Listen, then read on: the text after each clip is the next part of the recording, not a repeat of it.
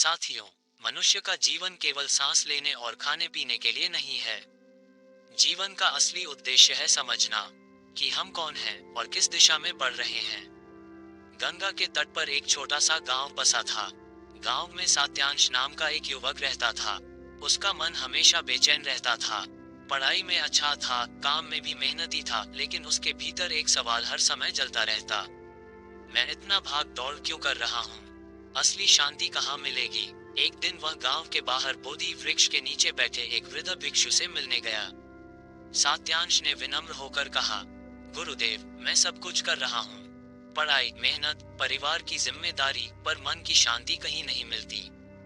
ये मन क्यों इतना बेचैन है? भिक्षु ने मुस्कुराकर उसकी आंखों में देखा और बोले, बेटा, मन बेचैन है क्योंकि तुम उसे बाहर की दुनिया में दौड़ाते हो। मन को भीतर की ओर मोड़ो, वही शांति है। भिक्षु ने पास रखे एक कटोरे में पानी भरा और कहा, इस पानी में पत्थर डालो। सात्यांश ने पत्थर डाला। पानी में लहरें उठी। भिक्षु बोले, ये लहरें तुम्हारे मन की तरह हैं। जब तक इच्छाओं और लालसाओं के पत्थर गिरते रहेंगे, मन का जल अशांत रहेगा। अब प्रतीक्षा करो। धीरे धीरे लहरें शांत हो गईं। भिक्षु ने कहा, यही ध्यान है। जब तुम रुकना सीखोगे, मन को स्थिर करोगे, तब असली शांति प्रकट होगी। सात्यांश के मन में पहली बार हल्कापन आया। उसने सोचा, तो शांति पाने के लिए भागना नहीं, रुकना जरूरी है। समय बीता। सात्यांश ने ध्यान करना शुरू किया, लेकिन जैसे ही वह ध्यान में बैठता, मन में विचारों का तूफान आने लगता। कभी भविष्य की चिंता, कभी अतीत का पछतावा। वह फिर भिक्षु के पास गया और बोला, गुरुदेव, मैं ध्यान करता हूँ पर विचार शांत नहीं होते। क्या इसका मतलब मैं असफल हूँ? भिक्षु हंस पड़े, नहीं बेटा, यही तो ध्यान है। ध्यान का मतलब है विचारों को रोकना नहीं, बल्कि उन्हें आते जाते देखना। जैसे आकाश में बादल आते हैं और चले जाते हैं, वैसे ही मन के विचार भी हैं। भिक्षु ने सात्यांश को एक कहानी सुनाई। बहुत समय पहले एक राजा था। राजा के पास सब कुछ था, धन, वैभव, सेना, महल। लेकिन उसके मन में भय और अशांति थी। वह हमेशा सोचता, अगर मेरा राज्य चला गया तो। एक दिन राजा ने अपने मंत्री से पूछा, मुझे शांति चाहिए, कैसे मिलेगी? मंत्री ने कहा, महाराज, आप सबसे पहले ये स्वीकार कीजिए कि यह सब अस्थायी है। धन, वैभव, सत्ता, सब बदलने वाला है। अगर आप अस्थायी चीजों में स्थायी सुख खोजेंगे, तो दुख ही मिलेगा। राजा ने गहरी सांस ली और समझा कि सच्चा सुख भीतर से आता है। ये सुनकर सात्यांश बोला, गुरुदेव, तो क्या दुख से मुक्ति का एक ही उपाय है? सबको स्वीकार करना। भिक्षु ने कहा, हाँ बेटा, स्वीकार ही मुक्ति है। जब तुम स्वीकार कर लोगे कि जीवन में सुख दुख आते जाते रहेंगे, तब कोई भी परिस्थिति तुम्हें तोड़ नहीं पाएगी। दोस्तों, अगर सात्यांश की तरह आपका मन भी बेचैन है, तो याद रखिए, भाग दौड़ नहीं, ठहराव ही शांति देता है। स्वीकार करना ही मुक्ति है। ध्यान और समझ ही जीवन का असली मार्ग है। और हाँ, अगर ये शिक्षा आपके दिल को छू गई हो, तो हमारे चैनल को सब्सक्राइब जरूर करें, क्योंकि यहाँ हम रोज आपके लिए ऐसे ही ज्ञान और प्रेरणा के दीप जलाते हैं। सात्यांश ने ध्यान की साधना शुरू की थी। वह रोज प्रातःकाल नदी के किनारे बैठता और आंखें मूंद कर शांति खोजता। लेकिन उसके मन में सवाल उठते रहते, क्या केवल ध्यान से जीवन बदल जाएगा? क्या मैं संसार की जिम्मेदारियों से भाग रहा हूँ? एक दिन उसने भिक्षु से पूछा, गुरुदेव, क्या ध्यान करने वाले को दुनिया छोड़नी पड़ती है? क्या परिवार और काम से दूर होकर ही शांति मिलती है? भिक्षु मुस्कुराए, नहीं बेटा, शांति पाने के लिए भागना नहीं, समझना जरूरी है। सच्चा साधक वही है जो संसार में रहते हुए भी भीतर शांति को पाले। जैसे कमल का फूल गंदे जल में खिलता है, लेकिन गंदगी से अछूता रहता है। एक दिन गांव के कुछ लोग सात्यांश के पास आए और बोले, तुम रोज ध्यान में बैठे रहते हो, ये तो समय की बर्बादी है। अगर वाकई महान बनना है तो कठोर तपस्या करो, जंगल जाओ, उपवास रखो, शरीर को कष्ट दो। सात्यांश का मन विचलित हुआ। उसने सोचा, शायद यही सही होगा, कठोर साधना से ही शांति मिलेगी। वह कई दिनों तक बिना भोजन के रहा, घंटों तक कठोर आसनों में बैठा। लेकिन उसका शरीर कमजोर हो गया, मन और भी अशांत हो गया। वह वापस भिक्षु के पास गया और बोला, गुरुदेव, मैंने कठोर तपस्या की, लेकिन शांति नहीं मिली। मेरा शरीर टूट रहा है और मन पहले से भी ज्यादा विचलित है। भिक्षु ने गहरी सांस ली और बोले, बेटा, याद रखो, अत्यधिक भोग भी बंधन है और अत्यधिक तपस्या भी बंधन है। सच्चा मार्ग है मध्यम मार्ग, न बहुत कठोरता न बहुत लापरवाही। भिक्षु ने सात्यांश को समझाने के लिए एक उदाहरण दिया। उन्होंने एक वीणा उठाई और उसकी तारों को कसकर खींचा। तुरंत ही तार टूट गई। फिर उन्होंने दूसरी वीणा की तारें ढीली छोड़ दी। उससे कोई संगीत नहीं निकला। भिक्षु बोले, देखो बेटा, अगर तारें बहुत कस दी जाएं तो टूट जाती हैं। अगर ढीली छोड़ दी जाएं तो संगीत नहीं निकलता। सही संगीत तभी निकलता है जब तारें संतुलित हों। वैसे ही जीवन में भी संतुलन जरूरी है।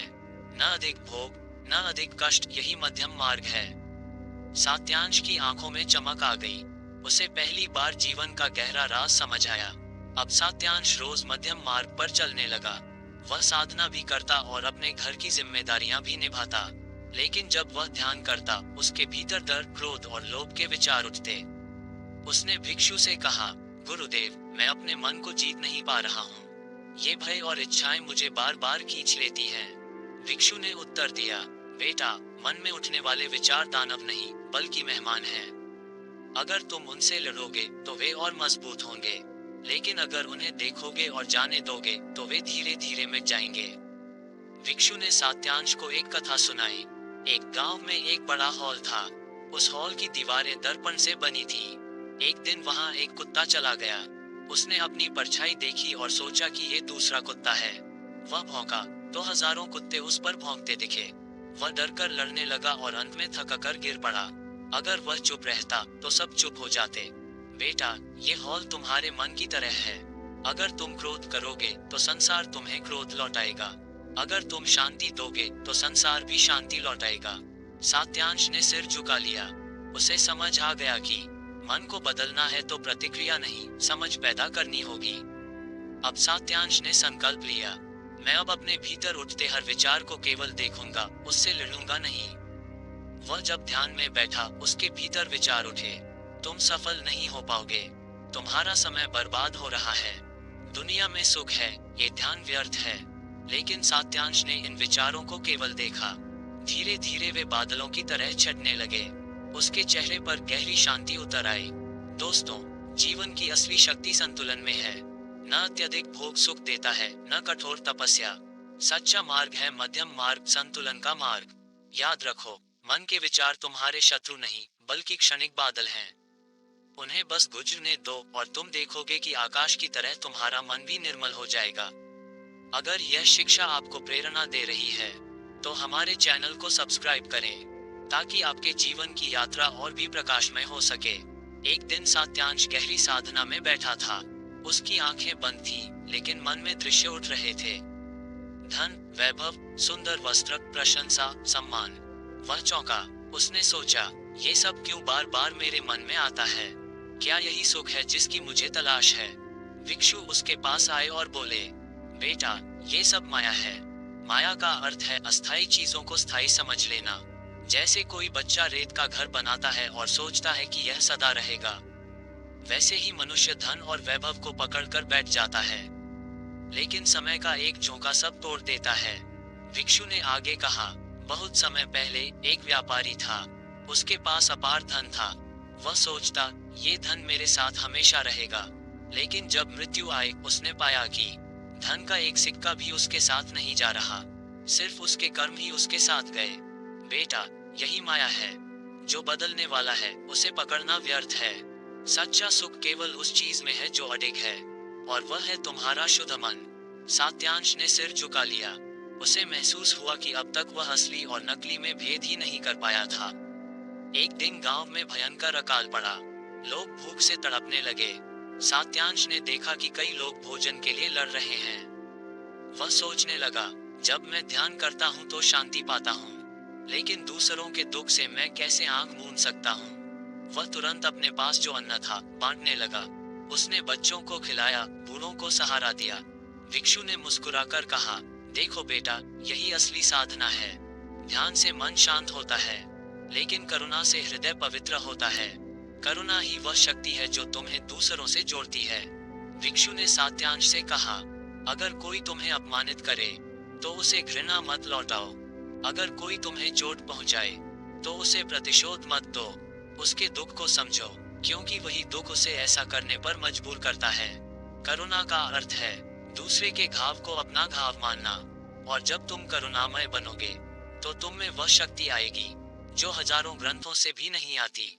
सात्यांश की आंखें भर आईं। उसने अनुभव किया कि ध्यान से मिली शांति अब करुणा से और गहरी हो रही है। सात्यांश ने पूछा, गुरुदेव, क्या करुणा ही सच्चा सुख है? भिक्षु बोले, करुणा सुख का द्वार है, लेकिन सच्चा सुख उससे भी गहरा है। सच्चा सुख है अनासक्ति, यानी किसी भी चीज से चिपकना नहीं। जब तुम करुणा करते हो तो तुम्हारा अहंकार टूटता है।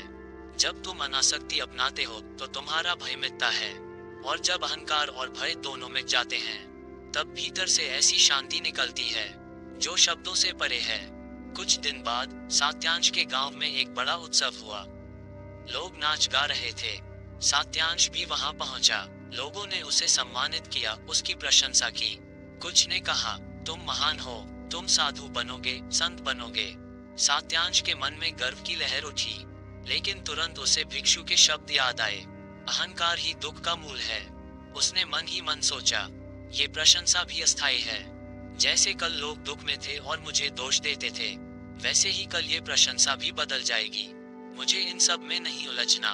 वह मुस्कुराया और विनम्र होकर बोला, मैं कुछ नहीं हूँ, सब कुछ केवल उस शक्ति का है जो हम सबके भीतर है। दोस्तों, इस जीवन का सबसे बड़ा भ्रम है माया। हम अस्थायी चीजों को पकड़कर स्थायी सुख खोजते हैं, लेकिन जब तक ये पकड़ है, दुख है। सच्चा सुख करुणा से आता है, जब हम दूसरों का दुख अपना मानते हैं, और यह सुख तब पूर्ण होता है जब हम अनासक्ति को अपना लेते हैं। याद रखो, माया हमें बांधती है, करुणा हमें जोड़ती है, और अनासक्ति हमें मुक्त करती है। सात्यांश साधना कर रहा था। एक रात ध्यान में उसे एक विचित्र स्वप्न दिखाई दिया। उसने देखा, वह एक बड़े महल में बैठा है। लोग उसकी प्रशंसा कर रहे हैं। कोई कह रहा है, यह महान साधु है। कोई कह रहा है, ये गुरु है, यह उद्धारक है। सात्यांश के मन में गर्व उठने लगा। उसे लगा, हाँ, मैं कुछ विशेष हूँ। तभी अचानक महल टूट गया। लोग गायब हो गए और वह अकेला अंधेरे में रह गया। भय से कांपते हुए उसकी आंख खुली। वह तुरंत भिक्षु के पास पहुंचा और बोला, गुरुदेव, यह अहंकार बार बार क्यों आता है? भिक्षु ने गहरी मुस्कान के साथ उत्तर दिया, बेटा, अहंकार वह दर्पण है जो तुम्हें तुम्हारा असली रूप नहीं दिखाता। ये तुम्हें हमेशा बड़ा या छोटा दिखाता है। जब तक ये दर्पण है, तुम सत्य को नहीं देख सकते। साधना का पहला कदम है इस दर्पण को तोड़ देना। भिक्षु ने सात्यांश को एक कथा सुनाई। एक बार एक राजा बुद्ध से मिलने आया। उसने कहा, भगवान, मैं महान राजा हूँ। मेरे पास धन है, सेना है, वैभव है। क्या आप मुझे शांति देंगे? बुद्ध ने शांत स्वर में कहा, राजा, अपना अहंकार द्वार पर छोड़कर आओ। शांति भीतर बैठी है, लेकिन अहंकार का शोर सुनकर वह छिप जाती है। राजा समझ गया कि शांति पाने के लिए खाली होना पड़ता है।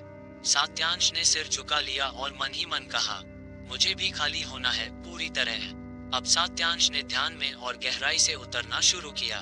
वह नदी के किनारे बैठा और मन को एक बिंदु पर केंद्रित किया। पहले तो विचारों का तूफान उठा, फिर धीरे धीरे सांस की लय में मन स्थिर होने लगा। उसे लगा मानो उसके भीतर एक विशाल आकाश खुल रहा हो। उसने अनुभव किया कि वह शरीर नहीं है, वह विचार नहीं है, वह केवल एक साक्षी है जो सबको देख रहा है। उसके हृदय में गहरी शांति उतरने लगी, मानो जीवन की सारी उलझनें पिघल गई हों। एक दिन गहन ध्यान में सात्यांश को एक अद्भुत अनुभव हुआ। उसने देखा, उसका मैं धीरे धीरे मिट रहा है, जैसे दीपक की लौ बड़े आकाश में विलीन हो रही हो। कुछ क्षणों के लिए उसने अनुभव किया कि न कोई दुख है, न सुख, न कोई बंधन है, न मुक्ति, सिर्फ शांति है, अनंत शांति।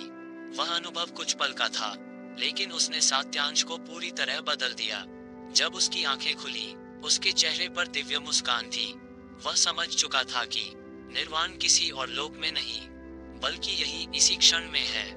गांव के लोग सात्यांश के परिवर्तन को देखने लगे। अब उसके चेहरे पर गहरी शांति थी। लोग उसके पास आकर सवाल करने लगे, क्या हमें भी वही शांति मिल सकती है? हम काम और परिवार में उलझे हैं, क्या ध्यान संभव है? क्या निर्वाण केवल साधुओं के लिए है? सात्यांश ने शांत स्वर में कहा, नहीं, शांति सबके लिए है। ध्यान कोई पलायन नहीं है, ये तो भीतर लौटने का मार्ग है। चाहे तुम खेत में काम कर रहे हो, चाहे परिवार में हो, अगर तुम हर क्षण सजग रहो तो वही ध्यान है। सात्यांश ने अब समझ लिया था कि जीवन का उद्देश्य केवल सुख पाना नहीं, बल्कि दुख से मुक्त होना भी है।